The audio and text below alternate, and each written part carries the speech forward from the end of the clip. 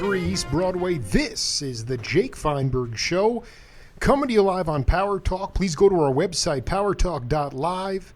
Download our free app and stream all of our live local programming, including Solomon on Blast, the Jim Parisi Show, and yours truly, the Jake Feinberg Show. We can't thank you enough for making us part of your day today. And had a few technical issues today here, but one reason we love Power Talk is we were full extraterrestrial, so we did a hard reboot of everything.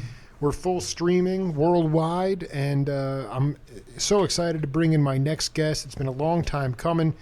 He's been all around this world. He was the first non-Jamaican, non-Rastafarian to perform at Sunsplash, which is a reggae festival. He's been working tirelessly throughout his career with amazing luminary professionals like Taj Mahal, The Bird, Jim Lovelace, Hal Jackson, and Sly and Robbie. Without further ado, live from South Carolina, Louis-Virie, Blanche. Welcome to the Jake Feinberg Show. Blessings, my brother. Aloha, hola, hello. Blessings to you, man, and blessings to Jim Parisi and Mike Roper, my engineer and the head of the station, for getting this stuff back up online here. We are full worldwide, so great to hang with you, man. I just wanted to talk to you a little bit about, if you could talk a little bit about how you learned to use the dynamics in your vocal range. I talked to a girl, female artist yesterday, who said that, you know, for her it was impossible to explain in words. She said that emotion generally elicits dynamics, but when you listen to pop music today, generally there's no dynamic range. And I wanted you to talk about how you learned to use your dynamics within your vocal range. Well, I'm a self-taught vocalist, but I have to tell you that in being self-taught, I would say that I was gifted in that my grandfather and my parents had wonderful record collections. And I would just basically, as I'm an only child, so whenever I had a moment to myself, I would sing. I always would just sing. And singing, I believe, is a very powerful process to activate our ability to dream live. You might say you're dreaming live, like live streaming. I feel that a vocalist has to project through the power of inner insight the ability to hit a note. And there is placement, of course. You know, you sing from your belly, you can sing from the head. There are some vocalists that have very nasal sounds. But I think the training, I would say, for me, is getting into a dream state where you are literally transcending time, and things can happen dynamically in the voice that you have no idea actually where they're coming from. You know, what I found when I was living in Tucson working, got a dream gig, you know, doing 6 gigs a week. And we were making $1,500 a week for those gigs, which was, I don't even know if there's that kind of payment going on in Tucson now for musicians. Not even close. Yeah, no, they're paying to play now. But yeah, go ahead. But you know, when you sing every night, and you know, you may have seen James Brown. James Brown could barely talk when he wasn't on stage. And he would have to nurture his voice during interviews. If he was touring and had to do interviews and talk to people, he had a really soft whisper. And it's amazing when you have to use your voice every day, yet you don't have the ability to talk during the day very well, but yet you get on that stage and get into that moment, and you're projecting dynamics that even amazed. I think you're amazed by the fact that you're actually able to do this on that level. You know, I had had Big Chief Monk Boudreaux, Cyril Neville, and Gaynell, and I did a tribute to Russell Big Chief Moore, the first Native American to play jazz, and we were doing 4-hour shows with a 15-minute break. And at times I've sang 7 nights a week, 4 hours a night. But I find that when physically the voice can't seemingly produce the dynamics that it's capable of, there's another level, almost like there's a metaphysical muscle that you can call upon to project the sound that you must envision in your mind's eye. That's my best answer for that, in the sense that I went to a vocal class. I was at the University of Arizona, and I went to a vocal class. I went the first day, and basically the professor just checked out our range that day. He just asked us to, make some sounds with our voices, and he wanted to see what lows and highs you were capable of at that time. But I never continued that course. I have a cassette, one of those ancient musical tools known as a cassette. I bought a vocal trainer out of Los Angeles. Actually put out a lovely exercise tape for vocalists. I did have that, and I used it at one time, but I have to tell you, from my perspective, singing has been a jump-in heart first thing for me. Oh, I dig. No, I mean, this is fantastic stuff. Can you just talk for a minute about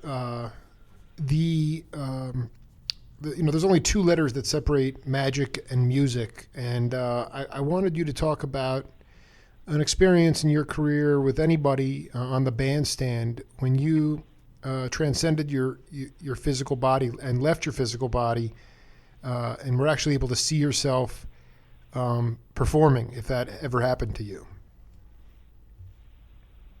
Well, actually, what I mentioned earlier, that's what I would do. As an only child, I would play music, and I was dreaming. I was envisioning. I was doing what now the world is called visualizing. You visualize what you want to manifest.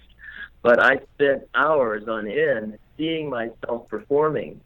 I mean, I dreamt myself into relationship with most of my musical heroes that way. Dr. John, people like Eric Burdon from the Animals. I mean, I lived on Eric Burdon for many, many, many years. And in my mind, he was my friend, even before I had physically met him. And literally, he became a friend and someone that I got to know personally. But I have to keep going back to the energy that follows thought. We have a power within us to manifest.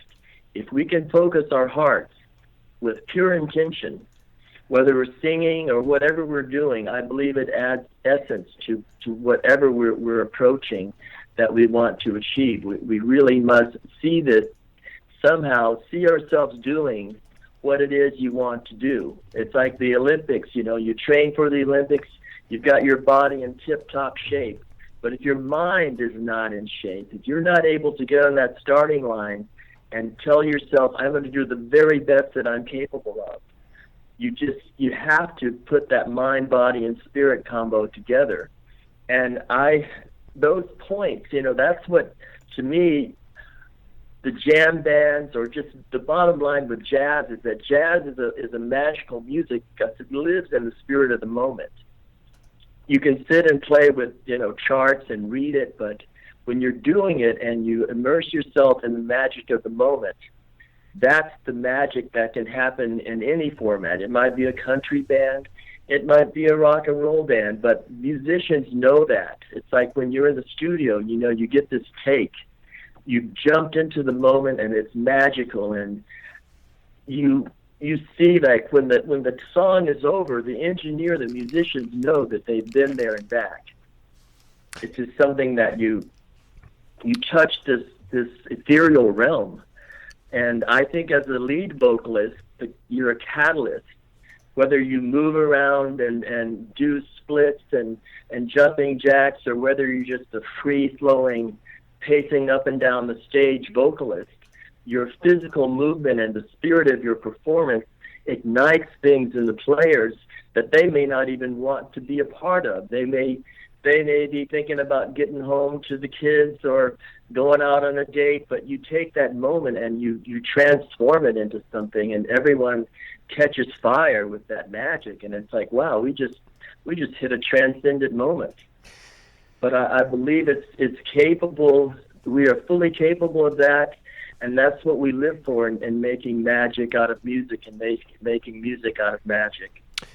I was hoping you could talk about once you got into your professional career, if you could talk about a moment when you were able to, I understand the dreaming and then the realization started when you were a boy, but I mean, I was just hoping you could talk a little bit about a live music experience on the bandstand as a professional when everybody, you didn't need to say anything because you all knew that you had transcended.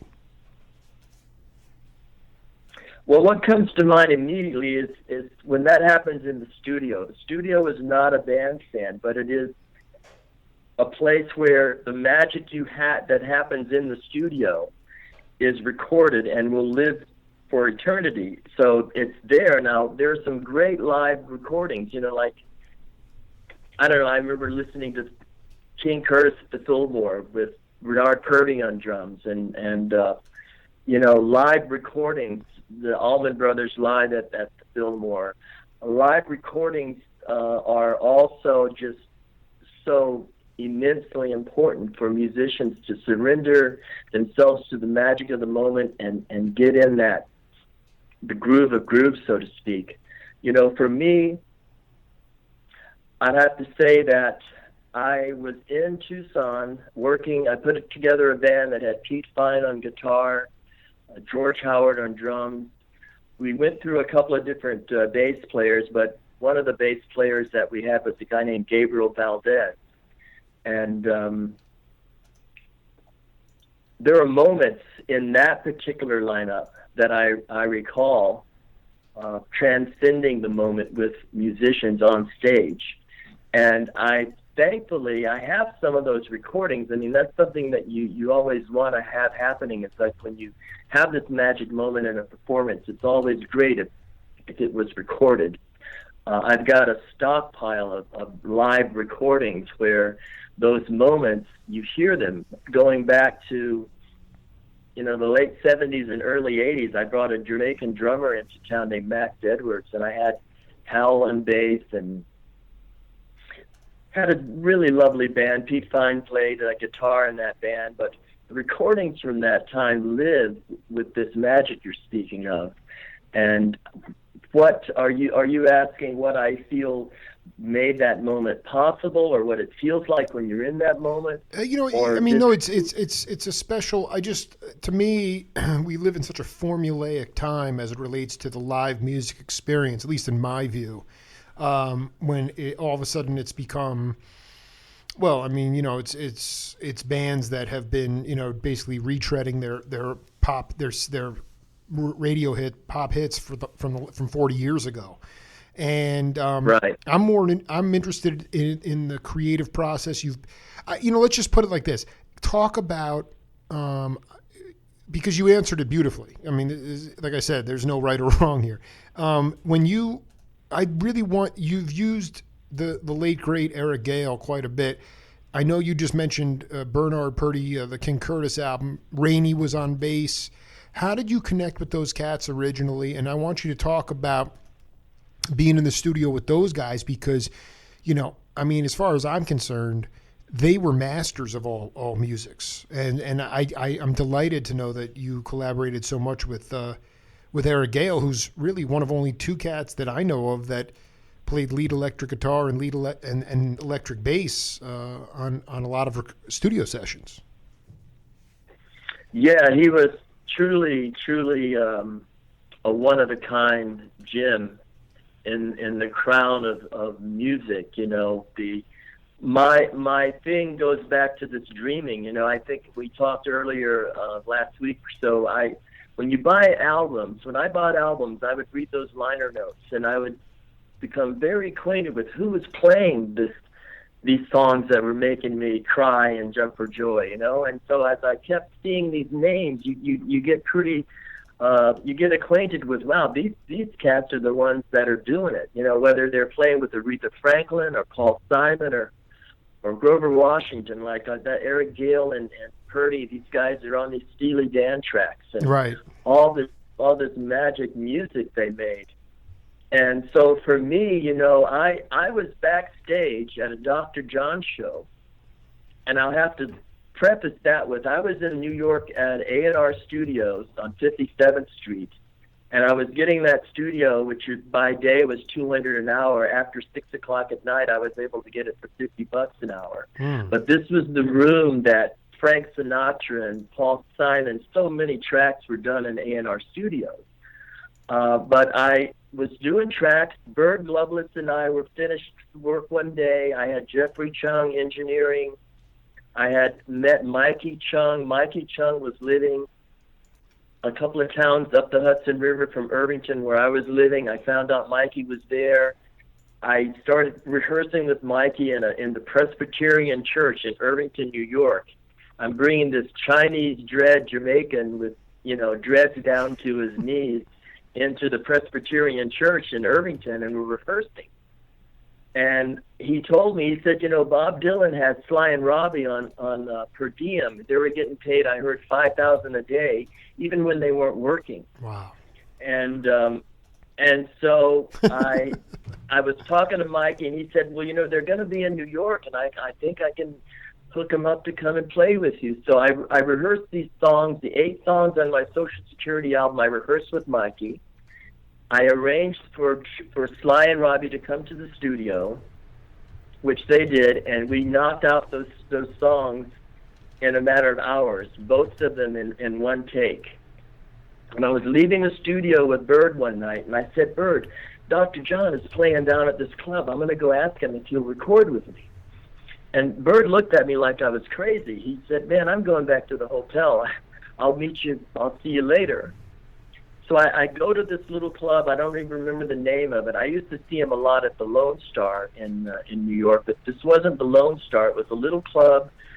It was sold out. I knocked on the door, had someone come, and I said, I want to talk to Dr. John. And they said, who are you? And I gave them my name, and they went and talked to his road manager, and the road manager came to the door and said, well, hey, man, what do you want to do? I said, I want to talk to Mac. He said, well, come on back, So I go back, and Dr. John's sitting in this little 4x4 dressing room. He doesn't know me from the Man in the Moon. And I said, Mac, I'm doing this recording, man, and we're working at A&R Studios, and I'll probably get some time up at a place called Minot in White Plains. Would you be willing to play on this record? And he looked at me and said, yeah, man, I'd love to. You just tell me when and where.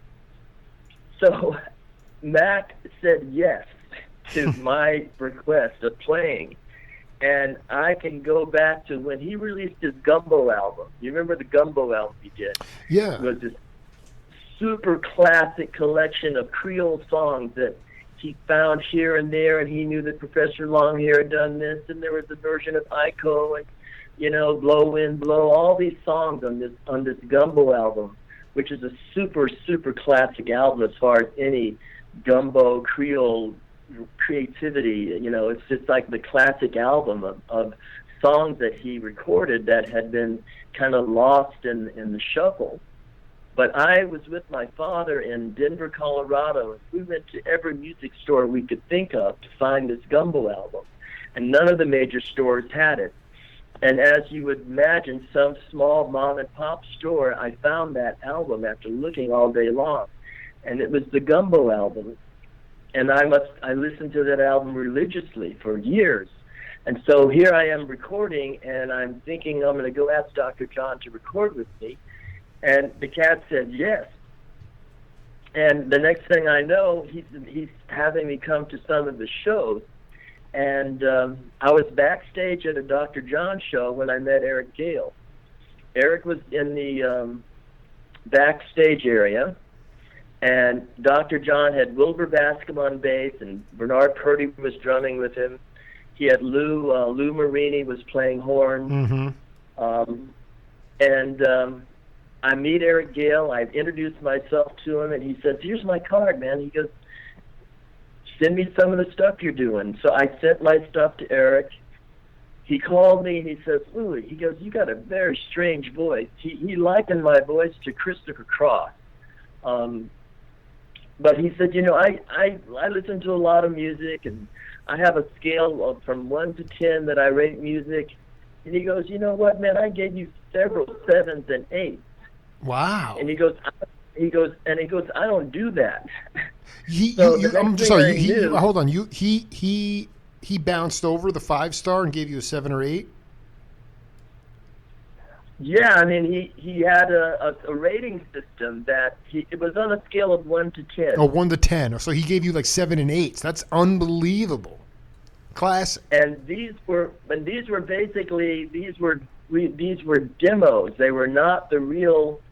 Well, they were not finished. I had done the basic with Mikey Chung and Sly and Robbie on drums, and I met Dr. John. He said he'd record with me, and then I'm backstage and I meet Eric, and it turns out that he and I would spend. He invited me over. You know, Eric was at that time. He was married to a Japanese woman. He'd been married a couple of times to Japanese women. He's very big in Japan. But he and I would spend hours every day just working on things, and he was so sweet. And you know, there wasn't any talk about, well, my time is precious, I'm going to charge you for rehearsing, and which blew me away, because I'd go to Jamaica and I'd go places and record, and I'd come back to Tucson, and I swear, brother, there'd be times when I'd be asking my musician friends in Tucson to come and rehearse with me, and they're asking me to pay them to rehearse, and I'm looking at people like Dr. John and Eric Gale are not telling me anything about payment. They're just saying, man, we want to do this. Like when I played the Bottom Line in New York, Dr. John came to the rehearsal with the flu. He was sick, and he came to the rehearsal. So I have to tell you that I respect these people. I respected them as a child, and then I found that they have the ability to reciprocate that respect to me and to listen to someone. You know, I don't read music. I'm a self-taught musician. I was going in the studio when I knew a half a chord on guitar. Pete Fine could play with his keys, play in the dark, play upside down. But I heard stuff in my head. You know, I heard music. I heard the strings, or I heard the bass part, and I would sing the parts I wanted musicians to play. So, you know, when I met Dr. John, and I'm meeting Eric Gale, and I'm doing this Social Security album that's got Sly and Robbie and Mikey Chung. You know, I love Black Uhuru. I love all that roots reggae music, and Right. I had already been to Jamaica. I'd worked with some of the Wailers at Inner Circle, but this was a continuation of this involvement that I had with just incredible Jamaican musicians combined with pop and jazz and New Orleans players. So, you know, when I asked Dr. John to come to the studio, we did some tracks at A&R, and then I rented some time at Minot up in White Plains. And a guy named John Lissauer, who actually produced a Leonard Cohen record, he also produced the Manhattan Transfer. John is an incredible, multi-talented singer, pianist, arranger, plays all these horns, and he had agreed to do some tracking for me. And I told him, I said, well, Dr. John's going to be coming up to lay some piano tracks. And he said, well, what do you want me to bring for him? I said, well, I don't know. I'm gonna ask Mac what he wants me to bring him. So I asked Mac, I said, is there anything special you want me to bring? And he said, man, bring me some Bubblicious bubble gum. So I bought about 7 flavors of Bubblicious bubble gum and laid it out on top of the grand piano while Dr. John played on these songs for me. And I mean, I paid him some cash, man, but it was cash. I can't even say what he charged me, because it was a gift. It literally was like his manager could not figure out, what in the world are you doing these 3-figure gigs when I can get you 4 figures for 20 minutes, you know, and that's what happened when we played the Bottom Line. You know, we played, and I've got Purdy on drums, and Fathead Newman on sax, and James Bird Lovelace on marimba, and you know, and Dr. John on piano, and Eric Gale on guitar, and here I am. I've got this dream band that I literally dreamt. I dreamt my relationship with these people was something I had been dreaming of for years. But I found that it was the music that bridged the gap between us. They somehow sensed something in me, and the music I was doing and we became friends and musical peers. And so this journey has been one of just being brave enough to ask and to receive what you've asked for receiving. You know, I have to say that I have been very blessed to have attracted incredible musicians. While Sly and Robbie are getting $5,000 a day from Bob Dylan, I'm paying them peanuts, but they're giving me their time and their effort, and it's priceless. The type of talent that we're talking about, as you know, that when people take the time to give you their time and talent, and they invite you over to the house, and you're sitting for hours just listening to music and sharing. And so it's a process that I have to say with these, I just most recently fulfilled another dream in working with Ernest Ranglin. I just worked with him in Jamaica, and with Birdman, with Bird, right? With Bird. Bird didn't go. Bird's on those tracks, but he wasn't in Jamaica when I worked with Ernest Ranglin. Wow. When I became the first Native American to play Sunsplash in '81, the year that Bob passed. Now Bird went with me for that trip, and Bird and I recorded at Tough Gong. We were at a place called Music Mountain, working with Steve Stanley, the mixing engineer that did the incredible Tom Tom Club album. Steve Stanley was like one of Chris Blackwell's. He was like a prodigy, just a super mixing madman. Steve Stanley did a lot of Grace Jones and all kinds of projects with Island Records when they had the studio in the Bahamas and places. But this is really important. We're talking to Louis-Virie Blanche, such an honor. I mean, so much of his music is, I remember I've seen the Social Security album, that white cover with the red ink on it, all over the place. But yet it's not released. There's no videos of it on YouTube or on the internet. And then there's all this mercurial stuff. It's very similar to the Jake Feinberg show. Your tentacles are way out there. I want you to focus on something. I know you worked with Zigaboo and Leo, but I want you to talk about, if you can riff on this and talk to the audience about, I'm fascinated by the crossover of, what was happening when you had Native Americans who were born here, and then the African slaves that came over from Africa in the slave trade. They were in Haiti and Cuba and those places. Eventually they came to Louisiana. They had children, Native Americans and these African these slaves, and the music, that traditional Native American music. I know you played with some of the forefathers. You mentioned before the Cat, the first guy who played jazz. I can't remember who you said. Yes, Big Chief Russell. Okay, Moore, I want you to talk specifically about your understanding of that cultural bastion of music and how you eventually incorporated that into the Blanche reservoir. Well, for me, it's been a journey of finding my identity. My name is Louis-Virie Blanche. It's a French Creole name. My father comes from New Orleans. He was born, actually, believe it or not, my father was born in Macomb, Mississippi, wow, which is the home of Bo Diddley. The Marsalis family also comes from Macomb, Mississippi. Macomb is about an hour outside of New Orleans. So my father was born in Macomb, Mississippi, but raised in New Orleans.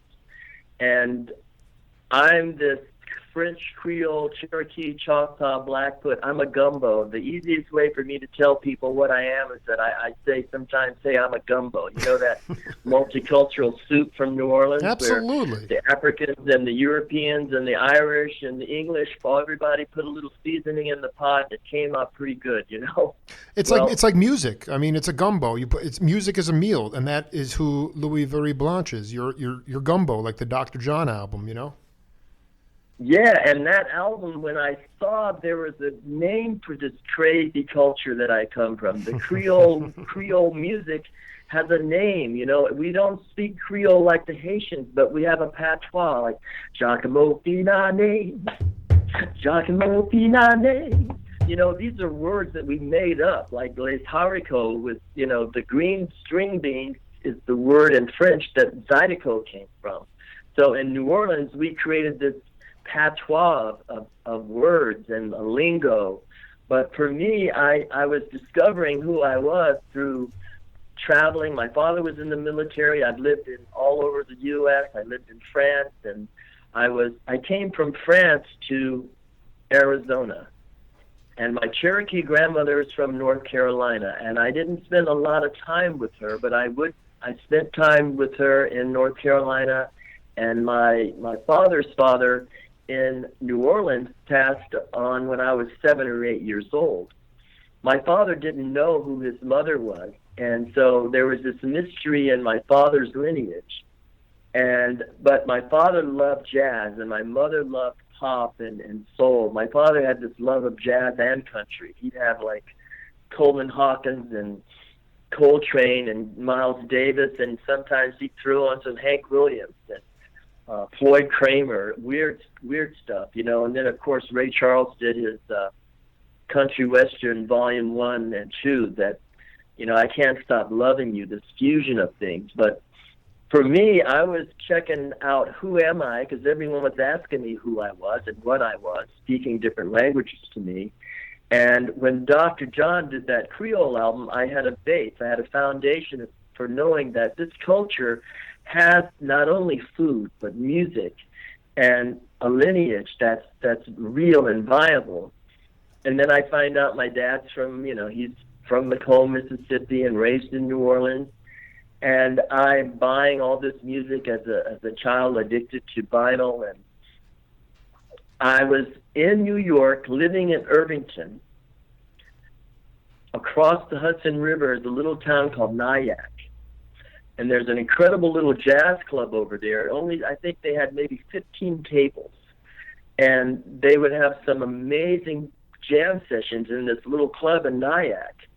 And I'm reading the Daily News, and I see that they're having a memorial for Russell Big Chief Moore at this cathedral in New York City. Wow. And I go down there with my little Radio Shack cassette recorder, and I'm at the memorial, and there's these Native Americans from Arizona and New York City doing this memorial ceremony for this cat named Russell Big Chief Moore. And I found out that Russell played trombone, and he played with Louis Armstrong, Billie Holiday, Sidney Bechet, and he did 2 albums. He did an album called the Powwow Jazz Album, Volume 1 and 2. Really? I don't think I've ever seen those. By the way, that Gumbo album on LP is very hard to find still. But anyway, he was with Bechet in the, I mean, would this be like sort of like Dixie swing ragtime kind of era? Yeah, I mean, I believe he started with playing with Louis Armstrong, I want to say in the 30s. Unbelievable. He went all the way through to Hello Dolly period. He didn't play the whole time from the 30s through the 60s, but he was back in the band when Louis did the Hello Dolly. Unbelievable. So when I go to this memorial service for this cat named Russell Big Chief Moore, and I find out he's born outside of Phoenix in Chandler on the Gila River Reservation. And I recorded with my little cassette recorder. I recorded the ceremony, and years passed. And I started thinking, I said, you know, no one knows about this guy at all. And so I wanted to find out about him. And I started checking around to see if I could find any relatives. And I'm back in Arizona, and I find out that his nephew, Jacob Moore, was living outside of Phoenix, and I was doing these, November is Native Heritage Month, and February is Black History Month, you know, so I've got all these strains in me, so I do tributes on those holidays, and I was doing these presentations, and I wanted to honor Russell Big Chief Moore. I had been blessed to meet Rex Redhouse. The Redhouse family is very strong in Tucson. I'm sure you know some of the Redhouse. No, it's family. funny. I just my wife and I were gifted a a 2-day vacation by my parents. They took care of our kids, and we went over to this resort. And who's playing the Native American flute? Larry Redhouse. And I took some great video of him, and of course I knew him as a guitar player. It turns out he's actually a multi-instrumentalist, plays piano. And then what tune did he break out for me? Goodbye Pork Pie Hat. So I love I dig. I want to get Larry in studio in Power Talk Studios live. But continue, Redhouse, continue. Well, I had met Rex Redhouse. I was doing these Native ceremonies during Native Heritage Month, and we were brought together at Fort Huachuca, which is when my father was transferred from France. He was transferred to Fort Huachuca, which ironically is the home of the Buffalo Soldier, which is another chapter we can talk about. Unbelievable. Yeah. Wow. My father, when he joined the Army, he was in the 10th and 12th Cavalry units. He was in a cavalry unit, and he was in the Buffalo Soldier units. The 10th Cavalry, the 12th Cavalry, 25th, and 26th Cavalry units were all stationed at Fort Huachuca, which allowed it to be deemed a historic site, the home of the Buffalo Soldier.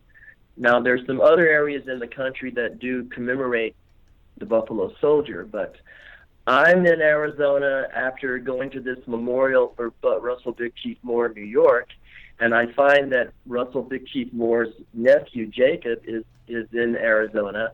And I went to the Gila River Reservation. They had a small museum there, and I went in and just bravely asked the museum curator if I might use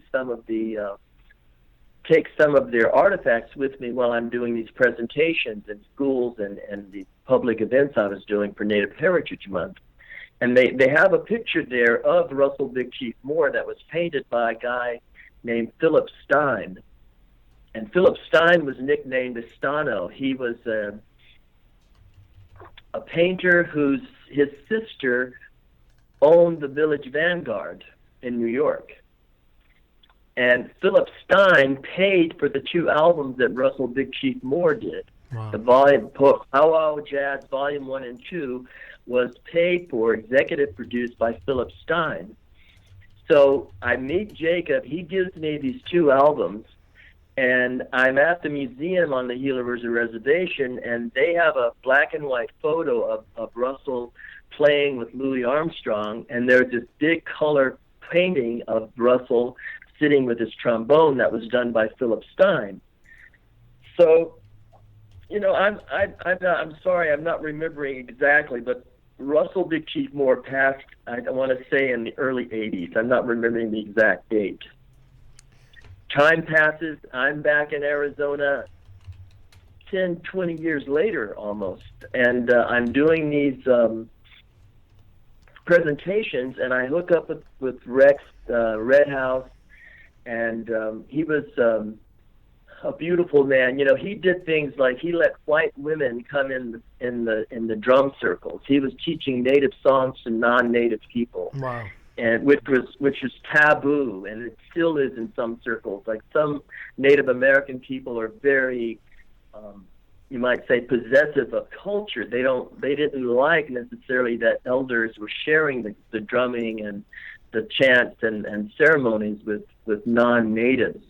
But Rex was open-hearted, and I had met Lenny and Larry. In fact, I had Lenny and Larry played with me at a club in Prescott, Arizona called NOLA, N-O-L-A-Z, which was a combination of NOLA for New Orleans and A-Z for Arizona.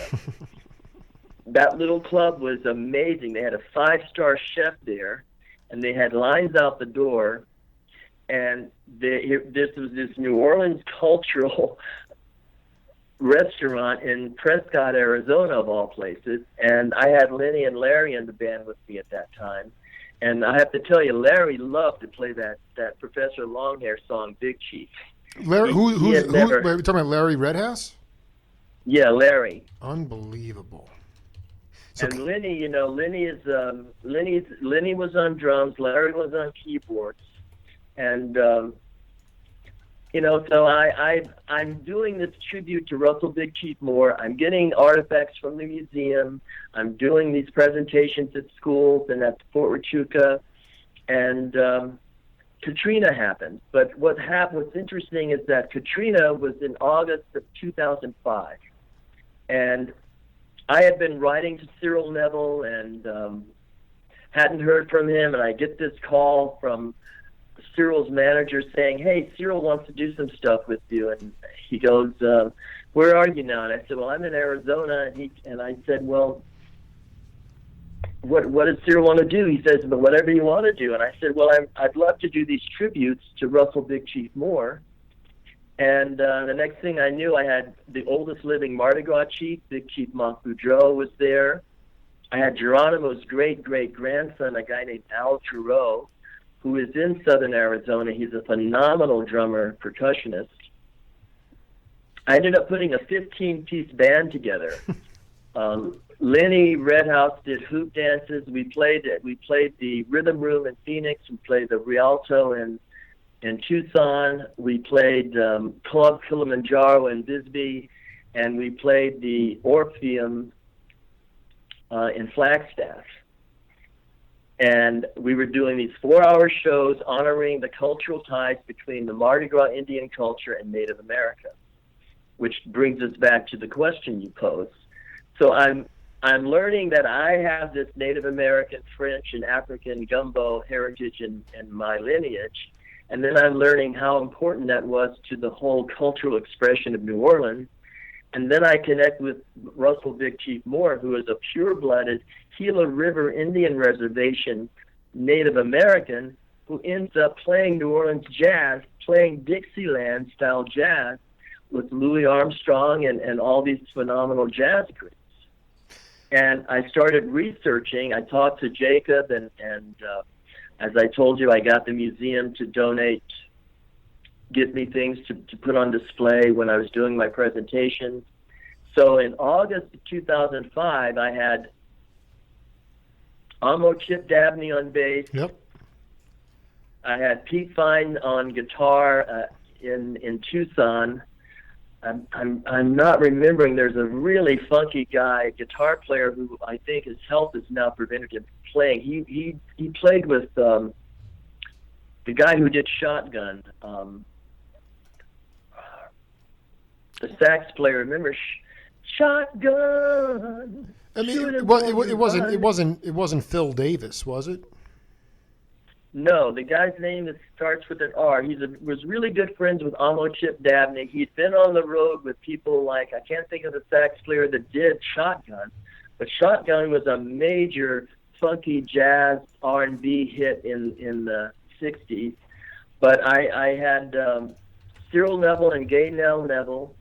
I had Mardi Gras dancers. I had Native American hoop dancers, belly dancers. We had 15 pieces on stage, and we were doing these 4-hour shows honoring the cultural ties between Native America and the Mardi Gras Indian culture. And in the history of Mardi Gras Indian ceremonies in New Orleans, that type of activity would go on full moons and certain auspicious dates when the African people would get together and drum and dance. And this was in what would come to be known as Congo Square, which is now Louis Armstrong Park. But I was going out there in the early 2000 and doing these White Buffalo Day ceremonies with the cat out there named Reverend Goat Carson. Reverend Goat got the city of New Orleans to commemorate August 27th as White Buffalo Day. So he calls himself a reggae Cherokee. He's from New Orleans. And the history of New Orleans, the story goes that the slaves and the Indians got together, and of course there was some Spanish and Irish and English and German blood thrown in. So people that are Creole come from this mixture of all these cultures. It's a melting pot. New Orleans, I think even today, New Orleans is like, you go to New Orleans, it's kind of like another planet.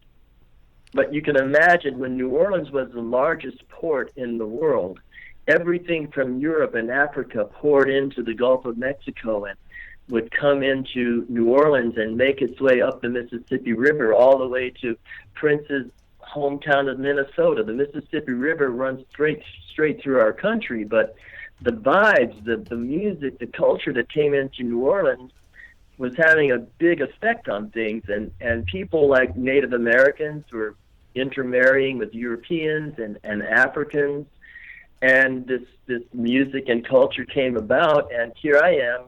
I'm of that culture, but I'm in Arizona finding out a Native American born in Arizona had these intense roots with New Orleans jazz. So I've got all these 15 pieces. I'm doing these shows. Cyril Neville and a guy named Stormin Norman on keyboard. Stormin Norman, who's a very, very favorite player of George Clinton from Funkadelic fame. We were doing some great music, and dude, I've got hours and hours. I have over 16 hours of recordings of these live shows featuring Cyril and Art Giroux, the Geronimo's great-great-grandson, and Stormin Norman, and Big Chief Monk Boudreaux. And so we were doing all the classic Mardi Gras songs, like Hey Mama, and all the Big Chief songs. And then we were having, in each place we played, I made a point of having some Native American musicians join us on stage, either in song or dance. In Tucson, it was Lenny on hoof dance. In Flagstaff, I had a band called Blackfire. And then, of course, I had Art Giroux, the great-great-grandson of Geronimo, was on the tour with us. Now, Cyril Neville and Gay Nell bought land on the internet during this time frame of August 2005. And I've got recordings of myself telling the audience that Cyril just bought some land in Arizona because he doesn't want to be in New Orleans when the big one comes, okay? Now, the big one was the hurricane that in New Orleans they have given many warnings to evacuate the city, and nothing much ever happened. But in August of 2005, when people thought nothing was going to happen, Fats Domino and people like Alan Toussaint got caught with their pants down because they didn't evacuate the city. And you probably saw the boats that picked up Fats Domino. He was rescued. I don't know if he was standing on the roof of his house, but about a week after we stopped our touring in 2005, Katrina hit New Orleans. And we had just been I was doing these shows in honor of Russell Big Chief Moore, the first Native American to play jazz, and the cultural ties between the Mardi Gras Indian culture and Native America, in conjunction with what they call the Wetlands Project. Wetlands is a project started by a Cajun, and my brother's name is slipping my mind right now. Tab Benoit. You've heard of Tab? Maybe. Not. Tab Benoit is a Cajun, a Kunas as we call him, who, when you hear him singing, he sounds like Otis Redding, but he's a blues cat. He's played the Bisbee Blues Festival. He's played Arizona, but Tab Benoit had started a project called the Wetlands to save the wetlands, because the Mississippi River has been played with dams and levees, and it's not flowing naturally as it normally would. And what has happened is when the sediment from the Mississippi River flows down into the Gulf of Mexico, it used to create a mix of all that mud that would be left around the Gulf of Mexico would create what's known as the barrier islands. And the barrier islands actually produce an ecosystem for the birds that fly north and south and all the sea life. And what the Cajuns down in the bayou they were noticing is that the salt water was encroaching into the fresh water. And places that would be above water a few years ago were now underwater. So the waters were rising down there. And this wetlands project was started by Tab Benoit. So I had this 3 phases of honoring the first Native American to play jazz, the cultural ties between the Mardi Gras culture and Native America, and we were honoring the wetlands project, and we were telling stories about how the barrier islands served its purpose. When a hurricane comes into the Gulf of Mexico and starts heading for land, with the barrier islands in place naturally, a hurricane level at a 4 or 5 can be reduced 2 degrees. I mean, a 5 hurricane can be taken down to a 3 because the barrier islands serve this very interesting purpose in terms of protecting the inland areas when storms come into the Gulf.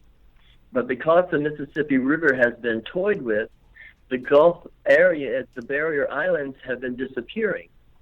So here I am a week before Katrina talking about Cyril and his wife buying land in Arizona, not wanting to be there when the big one hit. We finish our gigs and everybody goes back to New Orleans. And the next thing we know, Hurricane Katrina hit. The day after Katrina hit, the only phone number I could get to answer was Russell Boudreaux's, Monk Boudreaux's number. Not Russell Big Chief Moore, but Big Chief Monk Boudreaux, his phone number rang and he answered it. And I said, man, you got great medicine. You're the only person I can get to answer their phone. And he told me that he had stayed uptown in a high-rise apartment and the hurricane had come and gone. He had a boat. He had a week's worth of water and a week's worth of food. And he said, I'm going uptown to where my house is to check on these old ladies that live across the street from me. And he said, right now the water's is up to my front porch. He goes, we're going to be fine. And I got off the phone with Big Chief Monk Boudreaux, and I'm listening to CNN, and they're saying that the city's practically 90% underwater.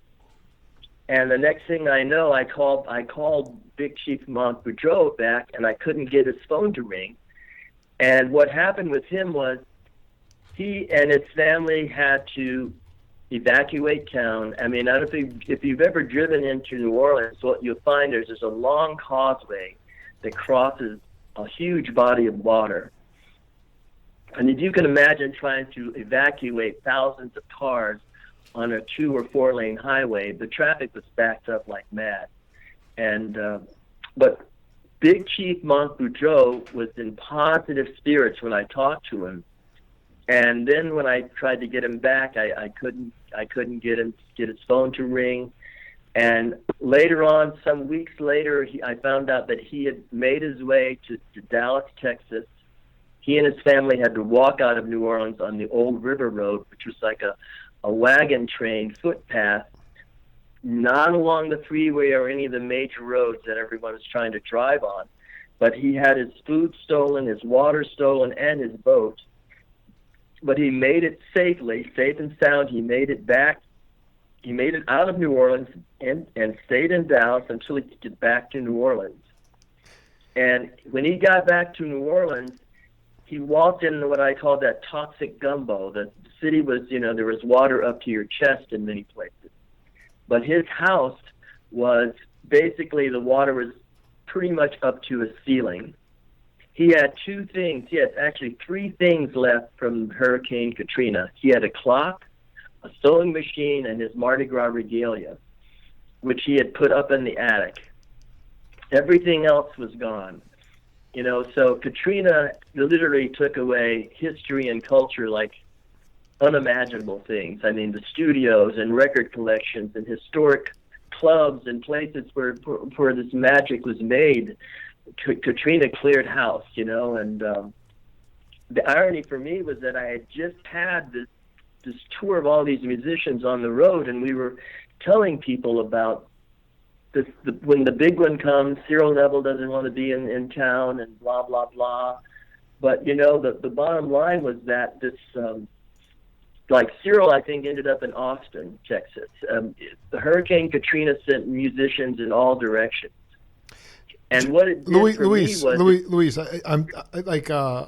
we only have about 10 minutes left, and I mean, you've been waxing poetic on probably 7 to 10 different stories, and I love it. But I really wanted you to talk about, I find this incredibly significant, that you were the first, and I believe the only Native American to perform at Sunsplash. Could you talk specifically about how that came to be? Why? I mean, it fell in 81. That's when Bob passed, May 81. But if you could succinctly, you got about 11 minutes. You can riff on it. how did you get offered that opportunity? This is an amazingly important event in musical history. Well, I was living on 4th Avenue at the corner of 4th Avenue and 7th Street. I came home from a gig about 2 o'clock in the morning and had a bunch of people in the car. You know, when you play a gig, you bring people home, you have drinks and whatever. And a cat I owned had gotten into some chemicals in a dark room that I had. And I went outside to put the cat's body outside, and I saw these guys walking down the street with these guns in their hands. And I told the person that was with me, let's go inside. I was right on the corner of 4th and 7th. These guys surrounded the house. They kicked the door in. Thankfully, nobody got shot. But I had dreams around this time of Jamaica, and I was recording a song called Outlaw. And I had already previously recorded a song called Sun Song. And I had these dreams of Jamaica, and I ended up leaving Tucson, following my dream to Jamaica. And when I got to Jamaica, I saw people and places that I had had these lucid dreams of. And now that was in 77. Well, I went to Kingston, Arizona Kingston, Jamaica was the place that everyone recorded in there at that time. And I went to Harry J Studios with these demos that I had recorded in Tucson, Arizona. And I had songs, like I said, Sun Song and Outlaw. I let Sylvan Morris, who engineered Catch a Fire, and many, many, many classic tracks. He listened to the music. He said, "Oh, man, this is picture music, man, picture music." And he tells me, he goes, Harry J's not here, but I'm going to tell him about you. So I go back to Negril. I'm living in a thatched hut shaped like a teepee on the west side of Jamaica. And I get a call from my mother, a letter from my mother saying I have to come back to Arizona because my father is going in the hospital. Well, Bob Marley had been shot at around this time in November. And Jamaica was not in good favor with the world. So all the investors were pulling out of Jamaica. Bob had been shot at, and here I am going to Jamaica at a time when things were very volatile. Well, I go back to Arizona, and I'm invited to do a poetry reading for the commemoration of the Buffalo Soldier statue, which I do in Arizona. A couple of days later, I get a call from Harry J, and he says, "Hey, man, Sylvan tells me about you. I want you to come back. I will help you to record." So I go back to Jamaica. It's April of 1978. Which is the historic time of the One Love concert, where Bob and Peter and Jacob and Siaga and Manley, there's a great film on the One Love concert. But I was there in Harry J's house waiting to he was going to give me some studio time to record these songs that I had done in Arizona. And I'm in the studio when I go down the street to get a veggie patty. I come back to the studio, and there's this new vibe going on in the place. And I walk in the studio, even though the red light's on above the door, and there's Bob Marley recording a song called Buffalo Soldier. Wow. And I just come from Arizona, the home of the Buffalo Soldier. Well, 3 years later, in 81, I'm in Jamaica, and they're booking Sunsplash. And I go over to the Sunsplash office and let them hear my music, and they booked me to play Sunsplash in 1981. Can I would be remiss. I think a lot of people. Could you sing something that you feel in your heart to the worldwide audience here on Power Talk? I would just love you to sing.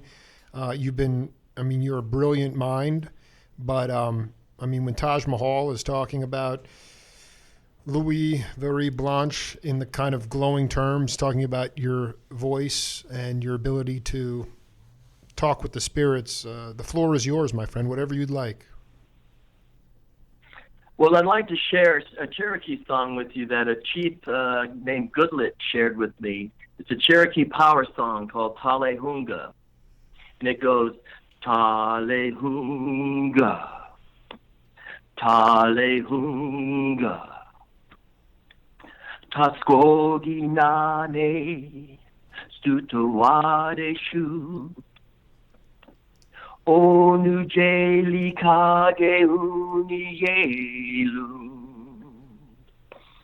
O nu stay tati tale hunga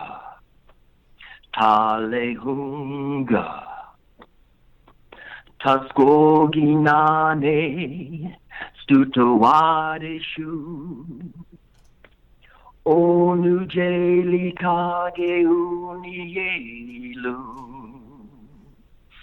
O nu stay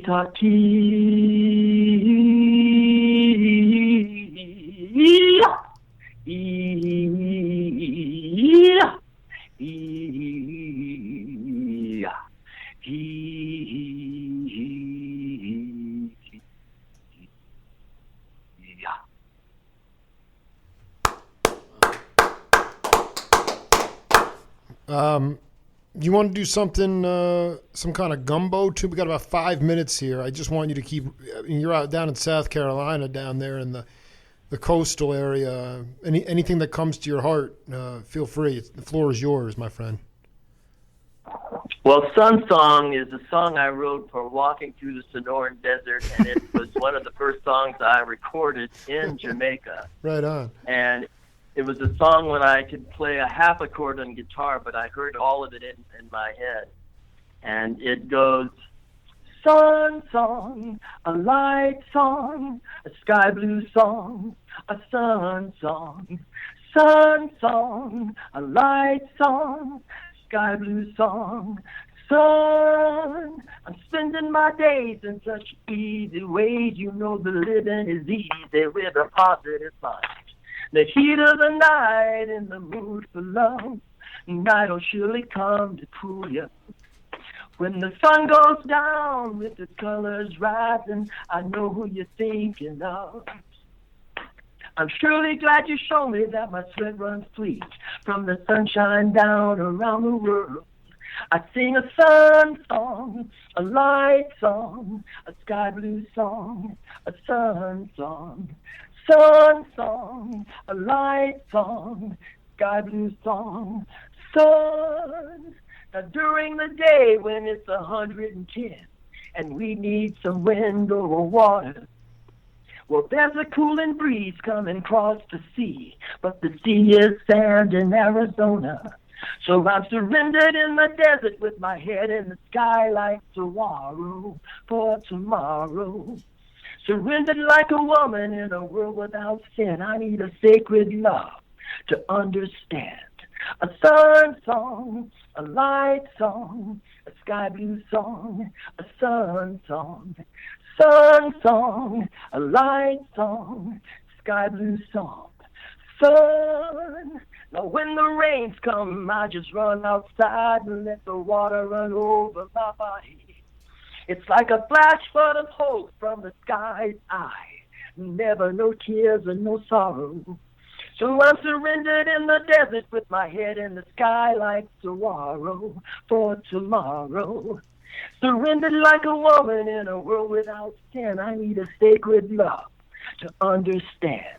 A sun song, a light song, a sky blue song, a sun song. I sing a sun song, a light song, a sky blue song, a sun song. Sun song, a light song, sky blue song, a sun song. Sun song, a light song, sky blue song, sun.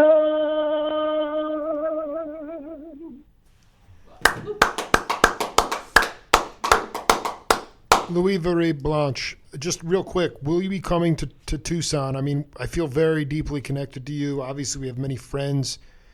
Do you think you'll be making... Oh, my brother. Yes or no? Do you think you'll be coming maybe within the calendar year, or you have any plans to come?